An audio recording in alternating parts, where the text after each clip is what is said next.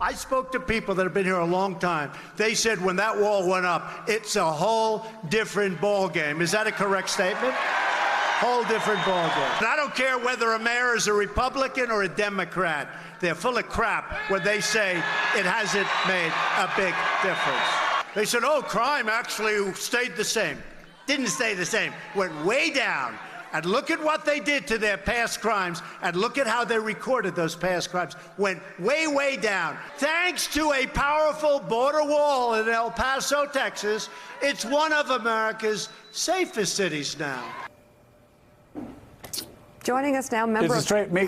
Wait. I mean, you can't let him lie. We can't let him lie that way without just pointing out one statistic after another statistic shows that a violent crime was on a straight line before and after the wall. It's strange. Period. I full agree. stop. I mean, and he even had somebody warning him, another Republican warning him not to repeat those claims on the way because they were lies, and he repeated them anyway. Someone who would know about this is member of the House Armed Services and Judiciary Committee's Democratic Congresswoman Veronica Escobar. She represents Texas' 16th U.S. Congressional District, which includes the city of El Paso, which is her hometown. We talked about this last week. Hard to hear the president doing this in a rally in front of thousands of people, many probably from El Paso, buying this. Good morning. Cheering for it. Right. It was difficult, but you know what we did instead? We gathered our energies and the community came together in an extraordinary rally, a beautiful showing of unity in El Paso, organized 100% by El Pasoans for El Pasoans, to channel all that frustration and that anger, but also to turn it into something great, which was a celebration of who we are as a border community, who we are as one big family. It really was one of the most beautiful rallies I've ever attended and participated in El Paso. So it was a wonderful thing. Congresswoman, it's Willie Geist. I want to ask you about the agreement in principle we've been hearing about from your chamber about ending this government shutdown that would be slated to start on Friday. We had Congressman Castro, also of the state of Texas, on yesterday, and he said, without seeing the specifics of it, he sort of liked the idea of it, but he was worried about the addition of 55 miles of barrier wall along the southern border, said that could be a poison pill, a non-starter for him. What's your view of that? Are you okay with 55 miles of new fencing along the border?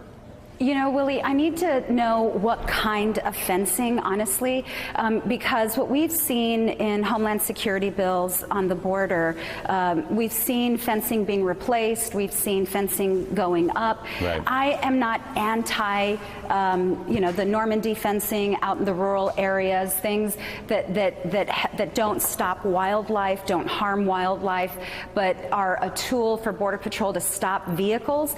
So I need to know what kind of fencing exactly it is, but I also need to know, does it have investment in the ports? Does it have investments in judges? Does it have investments in the kind of humanitarian needs that we're seeing on the U.S.-Mexico border right now? And then finally, one of the most important points for me, and I know for the Congressional Hispanic Caucus, does it invest in the Northern Triangle so that we can begin to stem the flow of families who are leaving very unsafe and insecure and violent places, so that we can actually get to the root of the issue, which is something the president has never even bothered to talk about. So there's still a lot for me to review and look at before I can say whether or not I support it. Joe. Congresswoman, it's interesting. We've had Will Hurd on several times.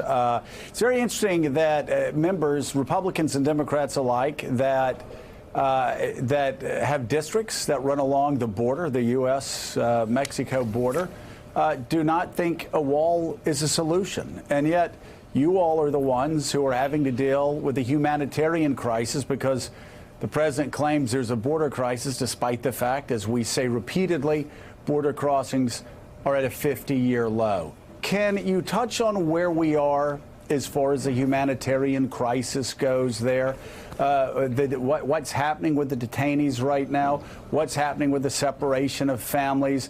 Are the children, are all the children accounted for as far as their parents go? Where are we in the humanitarian crisis? You know, Joe, the fundamental, what's at the core of this crisis is the Trump administration. Family separations continue. They're just now under sort of a different nomenclature. What ICE is doing is determining that, or what DHS is doing is trying to determine whether the kids are safe or not safe, and they're using it as a means, that sort of investigation is a means to separate those kids. We are seeing in El Paso, there are detainees at our processing center who are being tied down and force-fed through a tube through their nose. And they are protesting the process. They're protesting the way that they're being treated. And the U.S. government is participating in what many of us believe is torture. The crisis is this administration and the way that we are treating, the way the government is treating those who are coming to our front door seeking legal asylum. In El Paso, we are still seeing hundreds of families arriving each day. El Pasoans are incredible. We are wrapping our arms around those who have been processed and whose backgrounds have been checked by DHS and released into the community. We're making sure that they have a place to stay and a meal to eat while they wait to get to their sponsors somewhere else in the country. So for us, we are continuing to meet the challenge of receiving the most vulnerable with kindness and generosity and goodwill. But I'll tell you, as soon as the weather starts warming up, we are going to probably see even more families arriving at our doorstep, which is why it's really important that we deal with the root causes of migration and not just deal with them via cruelty, which is essentially the Trump administration response. So, Congresswoman, let's deal with the root causes right here, because nearly all we talk about 99% of the time is the wall, the wall, the wall. Right. But these people, these families on the road from Guatemala, from El Salvador, making a long and dangerous trek, please explain to people who are watching right now and listening right now why they are on the road and what is being done, really virtually nothing, in their home states to assist them. You know, it's incredibly moving to hear these stories directly from the asylum seekers. House Majority Leader Steny Hoyer and members of Congress came to the border, came to El Paso and southern New Mexico on Saturday, and we got to sit down, something that I've done frequently because it's in my home district, but they got to sit down and hear from a mother who fled her home country and whose children were separated here just recently, just this past fall. And when you hear those stories, people feel they have no other alternative. Their alternative is to stay in a place that means imminent danger. And so what role can we play? What role should we play? What obligation do we have? Number one, to help our neighbors, but number two, sort of to reckon with the role that the United States has played with instability in those countries.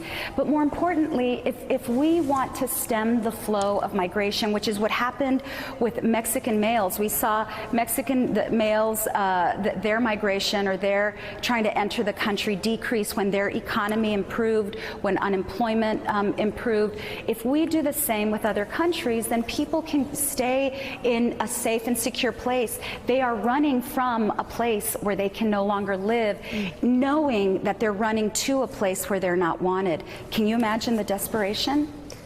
Yes.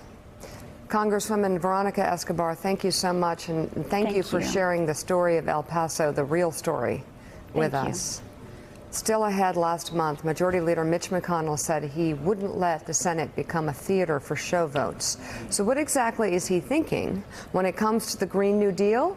Morning Joe will be right back. Thanks for checking out MSNBC on YouTube, and make sure you subscribe to stay up to date on the day's biggest stories. And you can click on any of the videos around us to watch more from Morning Joe and MSNBC. Thanks so much for watching.